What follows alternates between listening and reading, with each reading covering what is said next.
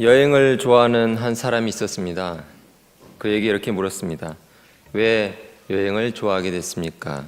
그러자 새로운 장소와 새로운 문화를 대하면서 여러 가지 그런 새로운 느낌 때문에 좋습니다. 그렇지만 그보다 더 중요한 이유는 다양한 사람들, 새로운 사람들을 만나면서 이야기를 하게 되는 것, 그것 때문에 여행을 좋아하게 됐습니다 라고 대답을 합니다. 여러분 가운데에도 여러 여행을 좋아하시는 분들이 많이 계실 것입니다. 그렇죠? 아니, 여행 싫어하는 사람도 있어요 라고 오히려 반문을 하실 것 같습니다.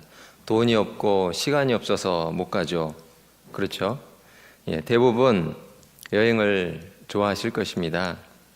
여행은 생각지도 못한 곳에서 새로운 것을 발견한다든지 또는 맛있는 것을 먹는다든지 또 자신의 생각과 다른 그러한 모습을 보면서 새로운 세계를 경험한다든지 하는 여러 가지 이유들이 있어서 여행을 좋아하게 됩니다. 또 일상을 벗어나서 조금 더 깊숙하게 들어가서 일상 속에 파묻혀 있을 때에는 생각하지 못했던 그런 생각들을 여행을 떠나면서 오히려 발견하게 되기도 합니다. 또 평소에 책을 읽고 싶었는데 시간이 또 여러 가지 여건이 허락되지 못해서 읽지 못했던 그런 책들을 가지고 여행을 떠나면 그곳에서 책을 읽으면서 깊은 생각에 잠길 수 있어서 등등 여러 가지 여행을 좋아하는 그러한 이유들이 있을 것입니다. 만약에 여러분이 인생의 막다른 길 한복판에 있다면 어떨까요? 그렇다면 또다시 이런 질문을 던집니다. 집사님 또는 권사님, 여행을 좋아하세요? 여건이 되시면 여행을 하시겠습니까? 이렇게 물어볼 수 있겠습니다. 아마도 질문을 받는 이 집사님 또는 권사님은 질문을 하는 사람이 묻기도 전에 여행에 대해서 절실하게 갈망하고 있을지도 모릅니다. 수년 동안 앞만 보고 달려왔는데 갑자기 멈춰서게 되어서 이제 어떻게 하지? 어디로 가야 하지? 하는 그러한 막막함 가운데 있었을 때에 여행이라고 하는 그러한 단어를 듣는 순간 그래, 이게 나에게 중요한 돌파구가 될 수 있겠다 하는 그런 생각이 들 수 있을 것입니다. 해보고 싶은 것들이 있었는데 더 이상 할 수 없는 그러한 상태에서 앞으로는 어떤 모습으로 내가 어떻게 살아야 할 것인가 하는 그런 생각을 할 수 있을 것입니다. 그때 정말로 여행을 하고 싶은, 여행을 떠나고 싶은 그런 마음이 들 것입니다. 일상에서 막다른 골목에 도착했다고 느껴질 때에 여행은 그 골목을 뒤로 돌아서 빠져나갈 수 있는 그런 방향 전환 역할을 하게 될 것입니다. 내가 막다른 길 한복판에 있는 것은 아닌가 하는 그런 생각이 들 때 더 깊은 그런 생각을 하기 위해서 일상을 벗어나서 여행을 떠나고 싶을 것입니다. 무언가를 발견하기 위해서 그런 생각이 들 것 같습니다. 막다른 골목에 이른 사람들이 성경을 대하면 또 자기의 처지와 비슷한 사람들을 쉽게 발견할 수 있게 됩니다. 예레미야는 예언자의 사명을 다하다가 구덩이에 빠지게 됐습니다. 길을 걷다가 구덩이에 빠지게 된 것이 아닙니다. 심판의 예언을 듣던 왕과 신하들이 그를 구덩이에 가둔 것입니다. 이것은 거짓 예언자들도 한몫을 했습니다. 예레미야 말고 또 요셉도 그랬습니다. 하나님의 뜻이 꿈을 통해 드러났을 때에 그것을 말하다가 구덩이에 빠지게 되었습니다. 예레미야나 요셉이나 마찬가지로 인생의 막다른 길에 서게 되었습니다. 하나님께서는 막다른 길에 서 있는 이 인생들을 찾아가셔서 계속해서 그곳에 머물러 있는 머물러 있도록 놔두지 않으시고 방향 전환을 해서 다시 빠져나올 수 있도록 그렇게 도와주십니다. 예수 그리스도께서도 바로 이런 막다른 골목에 이른 사람들을 찾아가 주십니다. 우리는 그들에게 새로운 길을 열어주시는 이야기로 인해서 빠져들게 됩니다. 새로운 길을 여는 예수님의 방법은 늘 새로웠습니다. 때로는 인간의 관점에서 도저히 이해할 수 없는 그런 초자연적인 기적으로 새롭게 방향 전환을 할 수 있도록 도와주시고, 또 때로는 왜곡되어서 성경의 내용들이 내려왔던 그런 해석을 올바른 말씀의 뜻과 정신으로 풀어서 그 새로운 길을 열어주시기도 하셨습니다. 이 과정에서 성전과 회당 문화의 중심에 서 있던 종교적인 권위와 충돌할 수밖에 없었습니다. 그러나 예수님은 그것을 피하지 않으셨습니다. 전통적인 율법 해석을 뒤집어서 새로운 해석의 문을 열어주셨습니다. 이런 일로 결국 하나님의 이름을 망령되이 일컫는다라는 그러한 죄목으로 재판을 받아야 했고 십자가에 달리는 죽음의 길을 가야 했습니다. 그런데도 예수님은 주님께서 이 땅에 오신 목적이 바로 이 길을 가는 것이다 라고 생각하시면서 기꺼이 받아 들으셨습니다.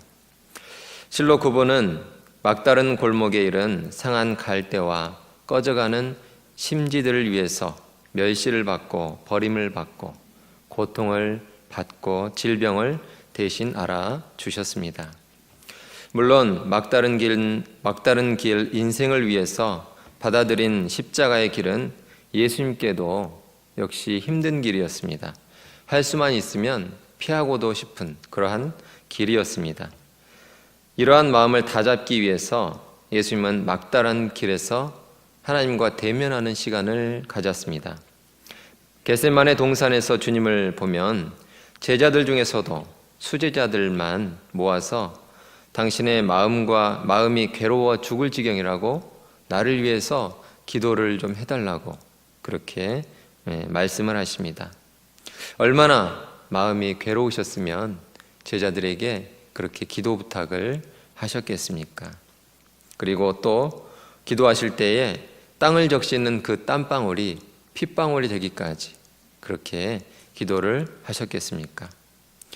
이러한 처절한 기도 끝에 예수님은 힘을 얻고 자리에서 다시 일어나십니다.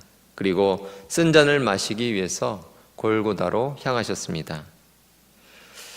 이 겟세마네 동산 올리브 나무 아래에서 막다른 길에서 기도하시는 이 예수님의 모습을 떠올리면 로뎀나무 아래에서 하나님께 죽기를 청하는 엘리야의 모습이 조금은 겹쳐 보이기도 합니다.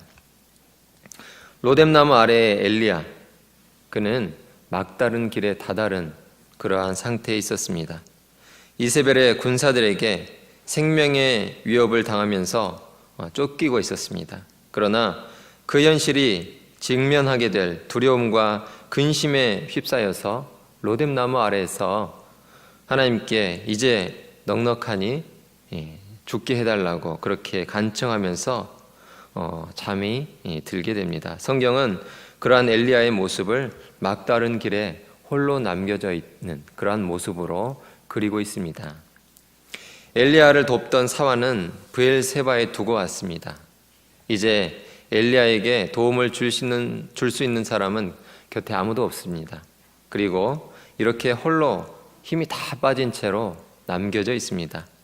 마치 수제자 3명이 그렇게 멀지 않은 곳에 있었지만 겟세마네에 예수님이 철저하게 고독한 채로 계셨던 것처럼 엘리야도 홀로 나무 아래에서 막다른 길을 마주하고 있습니다. 이런 막다른 길을 우리도 만나게 되겠죠. 지금 막다른 길에 계신 분도 계십니다. 그래서 엘리야가 이 고독한 막다른 길에서 어떻게 보내는지 또 무엇을 하고 있는지 우리는 관심을 가지고 보지 않을 수가 없습니다. 때문에 우리는 눈을 크게 떠야 합니다. 귀를 쫑긋하고 들어야 합니다. 마음을 기울여야 합니다. 그리고 나서 이 막다른 길을 자세하게 보아야 합니다. 막다른 길 앞에 홀로 남겨진 엘리야, 무엇을 하는지, 무슨 일이 일어나는지 우리는 관심을 가지고 보아야 하는 것입니다. 첫 장면, 놀랍게도 그가 무엇을 하는 것이 아닙니다. 대신 하나님의 천사가 나타납니다. 하나님의 천사가 엘리야에게 다가와서 하는 것이 무엇입니까? 그것은 어루만져 주는 것입니다. 성경에서 어루만져 주다라는 말이 또 어떤 상황에서 어떻게 나올까 찾아봤습니다. 하나님의 천사가 온몸에 힘이 빠져 깊이 잠들어 있던 다니엘을 손으로 어루만져 주면서 지그시 잠에서 깨어 일어나도록 합니다. 하나님이 이렇게 지쳐 있는 사람을 찾아와서 어루만져 주시곤 하셨습니다. 엘리야의 경우도 그러했습니다. 로뎀나무 아래에서 온몸에 힘이 빠진 채 깊이 잠에 빠져 있을 때에 하나님의 천사가 이 지쳐있는 엘리야를 쉬도록 기다려줍니다. 그리고 몸을 추스르고 다시 일어날 수 있도록 부드럽게 어루만져 주시는 것입니다. 엘리야가 한 일은 하나님께 힘을 달라고 간구한 것이 아니었습니다. 능동적이고 자발적으로 하나님께 나가서 하나님 도와주세요, 제가 힘을 얻을 수 있도록 해주세요 라고 기도하지 않았습니다. 그저 지쳐서 죽기를 바라고 잠에 빠져든 것, 그것밖에 없습니다. 그러자 하나님의 천사에 의해서 어루만짐을 받은 것입니다. 엘리야가 잠에서 일어나 음식을 먹도록 하고 또 다시 잠에 빠져드는 엘리야를 그대로 둔 채 기운을 차리도록 따스한 시선으로 바라보고 또 기다려주는 것, 그것은 하나님의 은총이었습니다. 엘리야가 다시 일어났을 때에도 이세벨을 대적해서 싸우겠다는 그런 의지를 회복한 것처럼 보이지는 않습니다. 혹여 이세벨의 손에 죽느니 차라리 하나님께서 숨을 거두어 가시도록 하는 것이 더 낫겠다 하는 그런 마음에서 또다시 누웠는지도 모릅니다. 그런데 7절에서 또 어루만지다라는 그런 말이 등장합니다. 자세히 들여다보면 엘리야는 하나님에 의해서 육신적, 정신적, 영적인 힘을 얻게 되는 그러한 상황으로 인도되는 것으로 그렇게 나타납니다. 막다른 길에서 엘리야에게 힘을 주신 분이 누구일까요? 하나님이십니다. 엘리야가 스스로 이세벨의 위협을 피해서 로뎀나무 아래 온 것은 그것은 엘리야가 한 것이죠. 하나님께서 기운 없이 잠에 빠져 있는 엘리야를 찾아와 주셨습니다.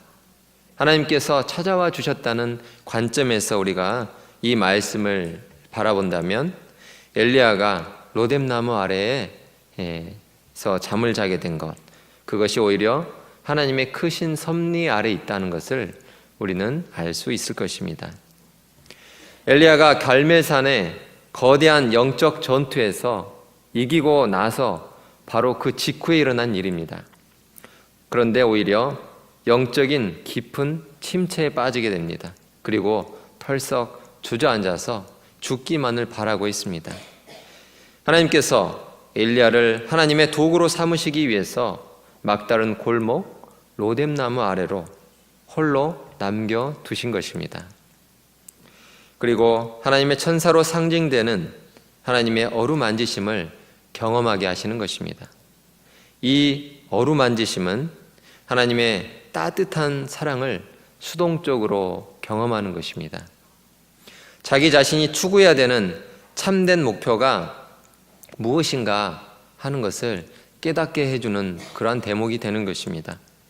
바로 이런 어루만지심의 성격은 내가 능동적으로, 자발적으로, 적극적으로 하나님을 찾는 것이 아니라 하나님께서 주도권을 주시고 나는 그저 수동적으로 하나님의 은혜와 하나님의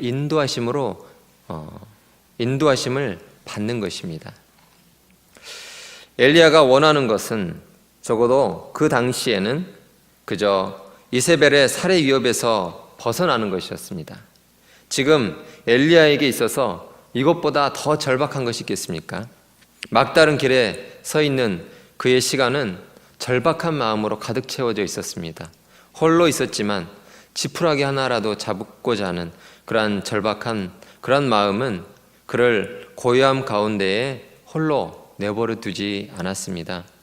그러나 그의 상황은 의도와는 달리 홀로 있게 되지 않고 오히려 둘이 있게 됨으로 바뀌게 되는 것입니다. 보네포는 홀로 있는 고요한 시간이 우리에게 필요하다고 역설합니다. 바로 이런 고요한 시간을 통해서 하나님께서는 우리의 홀로 있는 시간을 둘이 있는 시간으로 바꾸어 주신다고 하는 것입니다. 엘리야의 경우도 마찬가지였습니다. 둘이 있음으로 인해서 생긴 이러한 사건들을 우리는 자세히 살펴보아야 합니다. 어쩌면 엘리야보다 하나님께서 더 절박하셨는지도 모릅니다. 하나님을 온전히 신뢰하지 못하고 자기 계획대로 해보겠다고 멀리 도망쳐온 이 엘리야는 도리어 하나님 앞에서 죽기를 간구합니다.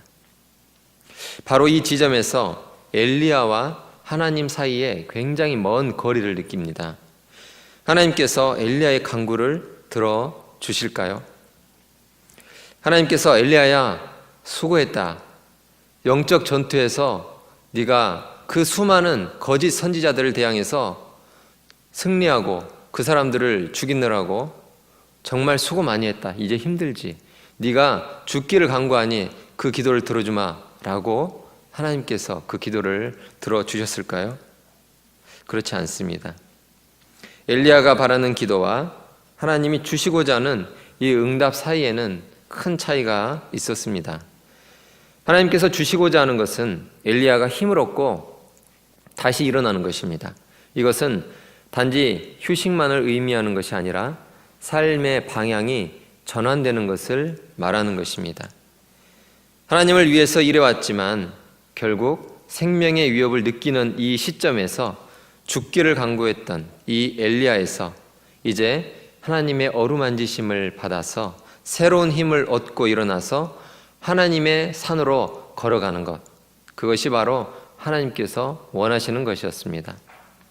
죽음을 맛보지 않고 하늘로 들려 올라가는 그러한 엘리야의 삶으로의 전환, 이것이 바로 하나님께서 원하시는 변화였습니다. 하나님께서 엘리야의 기도를 응답하시는 방법이 이러한 것이었습니다.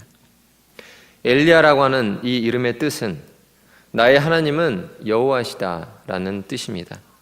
갈멜산에서 수많은 이방신을 따르던 사제들을 대항해서 전투를 벌였던 엘리야는 막다른 길에서 홀로 더 깊은 은총의 삶을 살아가게 됩니다. 그것은 자신의 계획과 판단에 의해서 싸우고 도망치고 또 지쳐있던 삶에서 이제는 하나님께서 위로해 주시고 힘을 회복시켜 주시는 삶으로 전환되는 것입니다. 이것이 바로 엘리야가 받은 복입니다. 우리는 두 눈으로 엘리야를 응시하면서 또한 하나님의 세미한 음성에 귀를 기울여야 합니다. 이런 우리를 엘리야는 하나님의 산 호렙으로 이끌어서 엘리야와 함께 하나님의 세미한 음성을 듣게 할 것입니다. 또 막다른 길에 서 있는 우리 인생을 방향을 바꿀 수 있도록 일깨워 주실 것입니다. 삶의 전투에 지쳐서 주저앉아 있는 우리, 그와 같은 우리에게 하나님께서 어루만져 주시고 또 먹을 것을 주시고 다시 힘을 회복할 수 있도록 기다려 주실 줄로 믿습니다. 하나님의 어루만지심과 하나님께서 주신 음식을 먹고 힘을 회복한 엘리야는 이후에 어떠했습니까? 하나님의 산 호렙으로 40일 주야를 걸어가게 됩니다. 40일이라고 하는 긴 여정 동안에 하나님은 하나님의 일을 하시고 엘리야는 엘리야의 일을 합니다. 하나님께서는 하나님의 산 호렙으로 향하는 엘리야를 기다리셨고, 엘리야는 하나님의 어루만지심과 회복케 하심을 더욱 마음 깊이 새겼습니다. 내가 계획하고 내가 일하는 것이 아니라 하나님께서 계획하시고 하나님께서 일하시는 것입니다. 이와 같은 사건은 성경의 다른 부분에도 등장합니다. 그것은 야곱의 아들 요셉에게서 나타납니다. 곡식을 사기 위해서 두 번째로 애굽에 온 형들, 막내 베냐민이 요셉의 올가미에 걸려서 애굽의 종으로 남아야 되는 그러한 신세가 됐습니다. 그때 유다가 베냐민을 대신해서 종의 멍에를 매겠다고 이렇게 요셉에게 애절하게 호소를 하죠. 이 유다의 말에 감동한 요셉이 큰 소리로 울면서 형제들에게 이렇게 말합니다. 나는 요셉입니다. 형님들이 이집트로 팔아넘긴 그 아우입니다. 그러나 이제는 걱정하지 마십시오. 자책하지도 마십시오. 형님들이 나를 이곳에 팔아넘기긴 하였습니다만 그것은 하나님이 형님들보다 앞서서 나를 여기에 보내신 것입니다. 우리의 목숨을 살려주시려고 그렇게 하신 것입니다. 하나님이 나를 형님들보다 앞서서 보내신 것은 하나님이 크나큰 구원을 베푸셔서 형님들의 목숨을 지켜주시려고 하는 것이고, 또 형님들의 자손을 이 세상에 살아남게 하시려는 것입니다. 그러므로 실제로 나를 이리로 보낸 것은 형님들이 아니라 하나님이십니다. 하나님이 나를 이리로 보내셨고 바로의 아버지가 되게 하시고 바로의 온 집안의 최고의 어른이 되게 하시고 이집트 온 땅의 통치자로 세우신 것입니다. 이렇게 요셉이 형님들에게 그 자신의 하나님의 섭리에 대한 믿음을 고백하게 되었습니다. 창세기 45장에서 요셉이 말하는 이것이 바로 엘리야가 로뎀나무 아래에서 삶의 방향을 전환하여서 이세벨로부터 도망하던 그러한 삶에서 하나님의 산을 향하여 가는 그러한 삶의 방향이 전환된 그러한 모습이 된 것입니다. 이러한 삶의 전환은 단 이례적으로 그칠까요? 그럴까요? 그렇지 않습니다. 야곱이 죽자 형들이 혹 요셉이 안갚음을 하지 않을까 하고 두려워합니다. 아버지가 살아계실 때는 아버지 때문에 요셉이 형들에게 그렇게 안갚음을 하지 않겠다라고 생각을 했을지 모르지만 이제 아버지가 돌아가시게 되자 형들이 다시 불안하게 됩니다. 그러자 요셉이 또 이렇게 말을 하죠. 두려워하지 마십시오. 내가 하나님을 대신하기라도 하겠습니까? 형님들은 나를 해치려고 하였지만 하나님은 오히려 그것을 선하게 바꾸셔서 오늘과 같이 수많은 사람의 생명을 구원하셨습니다. 그러니 형님들은 두려워하지 마십시오. 이렇게 말해줍니다. 하나님의 산 호렙에 이르기까지 길을 잘못 들 때마다 끊임없이 방향을 수정하고 또 올바로 가고 있는지 확인하게 됩니다. 우리가 하나님을 향해 갈 때에도 마찬가지입니다. 그 방향이 조금 틀어질 때마다 끊임없이 하나님께서 우리를 어루만져 주시고 올바른 길로 갈 수 있도록 수정해 주시는 것입니다. 이것이 막다른 길에서 죽기를 간구하던 엘리야가 받은 복입니다. 그 복은 인생의 커다란 난관으로부터 도망치던 엘리야로부터 하나님의 어루만지심과 회복케 하심을 경험하고 끊임없이 하나님을 향하여 방향을 수정하고 또 수정하는 그러한 복입니다. 이와 같은 복을 받으시기를 주님의 이름으로 축복합니다. 그 복은 내가 내 인생을 주관하겠다고 이리 뛰고 저리 뛰고 하는 그러한 것이 아니라 하나님께서 나를 위해서 끝까지 함께 하시고 위로해 주시고 힘 주셔서 그러한 하나님의 인도하심을 경험하는 것입니다. 그리고 그 과정을 묵묵히 따라가고 그 결과 내가 가는 길이 하나님의 섭리 안에 있다는 것을 받아들이는 것입니다. 이런 의미에서 우리에게는 막다른 길에서 홀로 있는 시간이 필요합니다. 이 시간은 도망치던 엘리야에서 하나님을 찾아가는 엘리야로 방향이 전환되는 복된 시간입니다. 물론 이런 로뎀나무 아랫에 홀로 있는 시간은 겟세마네 동산에 주님의 모습이 보여주듯이 바람에 흔들리고 비에 젖는 것을 피할 수가 없습니다. 그러나 흔들리지 않고 피는 꽃이 어디 있겠습니까? 비에 젖지 않고 피는 꽃이 어디 있겠습니까? 막다른 길에 홀로 있는 이 시간은 우리가 도망가다가 지쳐서 주저앉는 이 엘리야에서 힘을 얻고 회복하여서 하나님을 찾아 떠나는 엘리야로 방향이 전환되는 그러한 바람에 흔들리고 비에 젖는 그러한 시간이 될 것입니다. 그러나 분명한 것은 우리 하나님께서 그 친히 비바람을 맞아주시고 또 하나님의 임재를 깨닫게 되는 존재로 우리를 빚어내 주시는 그러한 함께 하시는 시간이 될 것입니다. 우리를 하나님을 향해서 끊임없이 방향을 수정하는 그러한 존재로 빚어 주실 것입니다. 이런 의미에서 하나님은 우리보다 오히려 더 우리에게 복 주시기를 갈망하고 계실 줄로 믿습니다. 하나님께서 우리가 계속해서 방향을 수정하고 또 수정해서 하나님께로 향하기를 원하시기 때문입니다. 바로 이 일을 위해서 우리 예수님께서는 예루살렘 성으로 입성하십니다. 예루살렘 성전과 빌라도의 법정에서 진행되는 모든 불의와 불법에 대해서 친히 싸우시면서 당신의 길을 걸어 가십니다. 우리를 위한 하나님의 싸움은 결국 십자가의 죽음으로 끝나는 것 같지만 그것은 요셉의 팔려감에 대해서만 알고 또 로뎀나무 아래에서 죽기를 강구한 채 막다른 길에 멈춰버린 거기까지만 아는 사람들의 한계일 뿐입니다. 엘리야에게 그러셨던 것처럼 우리 주님께서는 죽음의 종말을 상징하는 십자가 너머에서 우리에게 먼저 다가와서 우리의 어깨를 어루만져 주실 것입니다. 눈에 보이는 성공 때문에 방향을 모르고 그저 달리기만 하는 그러한 삶을 살지 않고 하나님께서 친히 함께 하셔서 위로하시고 힘주시는 것을 경험하는 엘리야로 전환되는 그러한 막다른 길, 홀로 있는 시간 속으로 들어가라고 우리에게 격려하고 계시는 것입니다.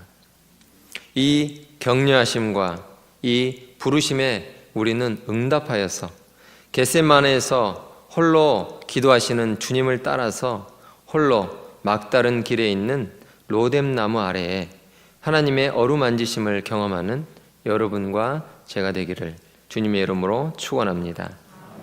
주신 말씀 묵상하겠습니다.